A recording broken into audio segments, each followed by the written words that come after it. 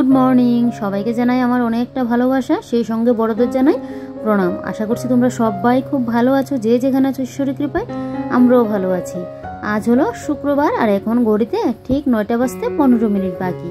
তো ঘুম থেকে উঠেই রান্নাবান্নার তোড়জোড়ে লেগে পড়লাম, যেটা প্রত্যেক দিন আমার করতে হয়।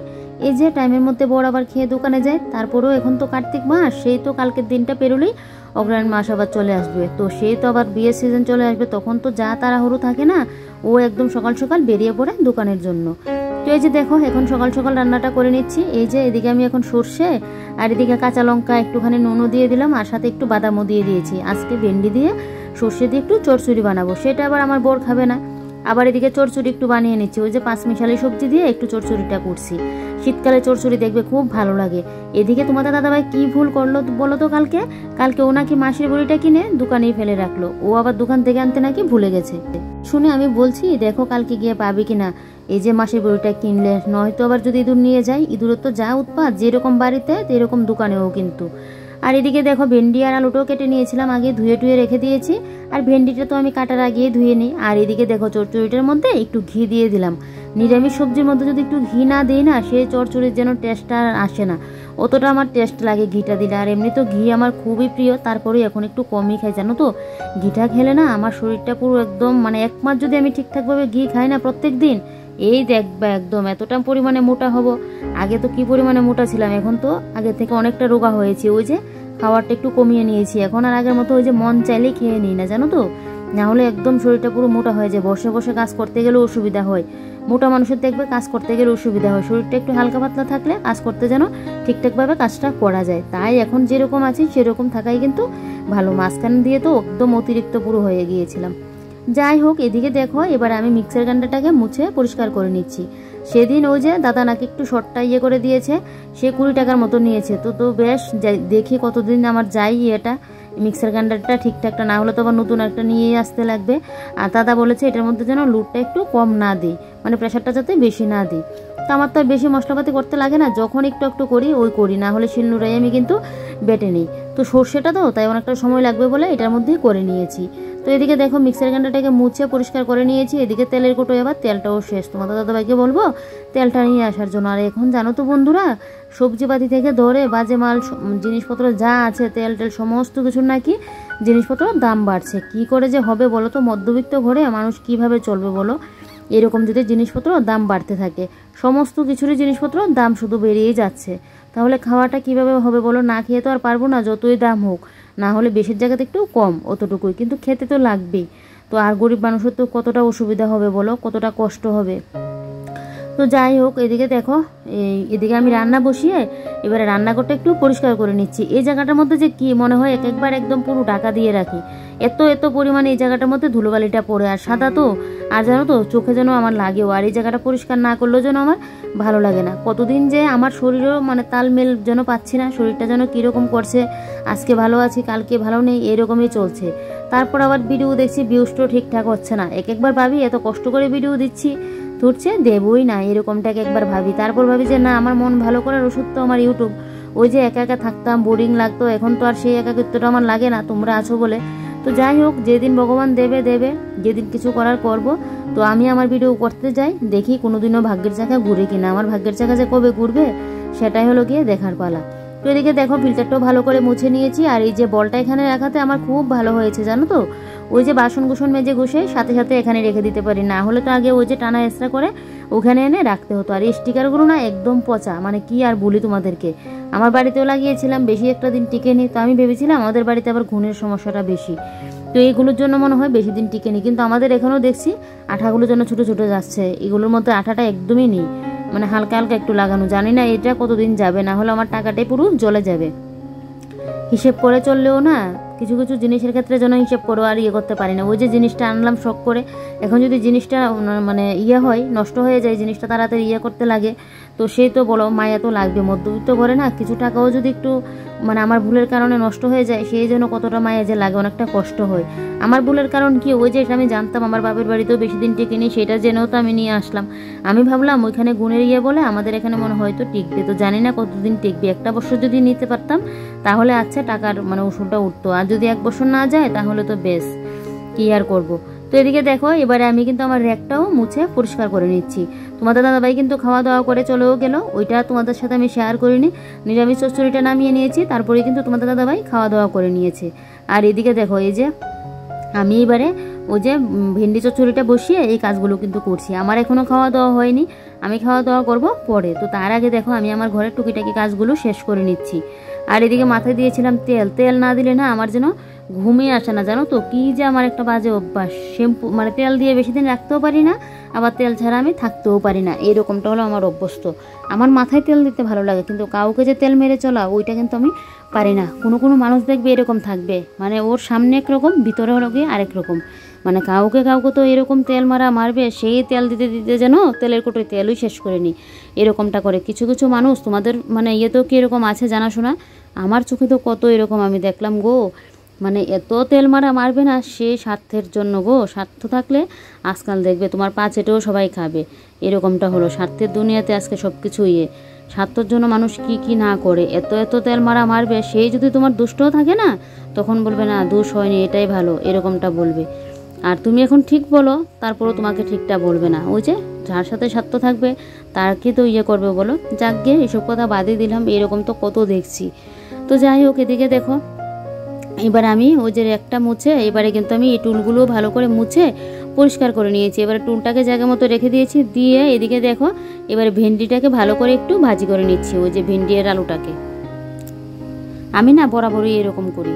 আমি ওই যে কম কথা বলবো, বেশি একটা কথা বলবো না, আমি আমার মতো করে থাকবো। তা বলে যে কারোর সাথে কথা বলি না এরকমটা কিন্তু না, কথা বলবো, তবে আমি আমার মতো করে থাকবো। কাউকে যে তেল মেরে চলা, কাউকে যে তেল করে চলা, কারোর সাথে যে ওই যে মানে আমার স্বার্থের জন্য কাউকে যে মানে কি বলবো মিষ্টি মুখে আমার সামনে একটা করব, কথা বলবো, পেছনে দিয়ে আবার আরেকটা করব, ওইটা আমি কোনোদিনও করতে পারি না। আর আমি যে আমার যতটুকু আছে ততটুকু নিয়ে আমি চলবো, আমার যা আছে সেটা দিয়ে আমি খাবো। এবার না হয় একটু কম খাবো, তবে আমার যে কাপড়টা আছে আমি এটাই পরবো। ওই যে কারোর থেকে এনে পরা, তারপর ওই যে কারোর থেকে খুঁজে এনে মানে একটা কিছু করা, ওইটা আমি কোনো দিনই পছন্দ করি না, না বিয়ের আগে না এখন। আমি সব সময় আমার যতটুকু আছে ততটুকু নিয়ে আমি থাকতে ভালোবাসি। ওই যে কাউকে তেল মেরে চলা, যে যেটা ভুল বললো আমি ওর সাথে হ্যাঁ ভুল বললাম, ওই রকম করলাম, ঝগড়া করলাম, এরকমটা আমার কোনো দিনই ভালো লাগে না। কিন্তু কোনো কোনো মানুষ দেখবে স্বার্থের জন্য কি যে কি না করে। একটা সময় যাকেই না মানে কি বলবো, একটা সময় যাকেই না নিন্দে করতো সেই সময়, আর এখন দেখছি মানে স্বার্থের জন্য যেন তাকে মাথায় নিয়ে তোলে। সেই যাই হোক, অনেক কথাই তোমাদেরকে বলে নিলাম। মানে আজকাল দেখা যায় তো অনেক মানুষ কিন্তু এরকম দেখা যায়। আচ্ছা তোমাদের এখানেও কি এরকম আছে বলবে তো আমাকে কমেন্ট করে, নাকি আমি শুধু এরকম দেখতে পাই? তো যাই হোক, যে যেভাবে চলুক তো চলুক, ভগবান তো একজন আছে বলো। আমি আমার মতো করে চলি, সেই আমার পিছনে যে যা করুক বলুক, সেই আমার ভগবান দেখলেই হবে। ভগবান কিন্তু সবাই আমরা সবার চোখে ফাঁকি দিতে পারলেও ভগবানের চোখে কিন্তু আমরা কেউ কোনোদিন ফাঁকি দিতে পারি না। দেখবে ভগবান কিন্তু যার যার কিন্তু সময় হলে কিন্তু যার যার সেই ফলটা কিন্তু তাকে দেবে, সে কে কী করলো না করলো। তো সব কিছু ভগবানের উপরেই ছেড়ে দিলাম, যে যাক যার মতো চলতে থাকুক, আমি আমার মতো করে চলতে থাকি। কারোর কোনো দিন নষ্ট করব না, কারোর কারোর প্রতি কোনো দিন হিংসা করব না, কারোরকে মেরে যে একটা জিনিস করব যে আমার স্বার্থের জন্য ওই জিনিসটা আরেকজন থেকে আদায় করব, ওই রকম আমি কোনো দিনও করবো না। তবে হ্যাঁ ন্যায্য যেটা আমি পাও না ওইটা তো আমি করব।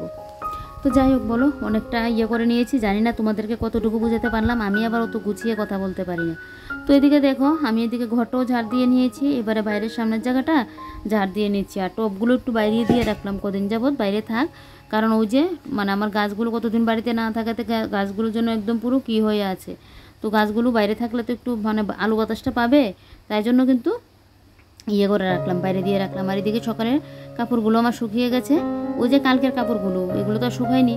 তো এগুলো ঘরে নিয়ে আসলাম, এনে এদিকে দেখো উঠে পড়লাম এই তাকটার উপরে। উঠে ওই যে দেখো এবার জানলাটাকে ভালো করে উপর দিয়ে একদম মুছে নিচ্ছি। এই যে দেখো দাঁড়িয়ে, সবসময় তো যতটুকু নাগাল পাই অতটুকু মুছি, কিন্তু উপরটা তো আর মুছে হয় না, তাই জন্য একদম উপরে উঠে ভালো করে কিন্তু জানলাটাকে আমি মুছে নিয়েছি। এই যে দেখো, তো জানলাটাকে মুছে এবারে সাইড ফাইডে মুছে নিয়েছি।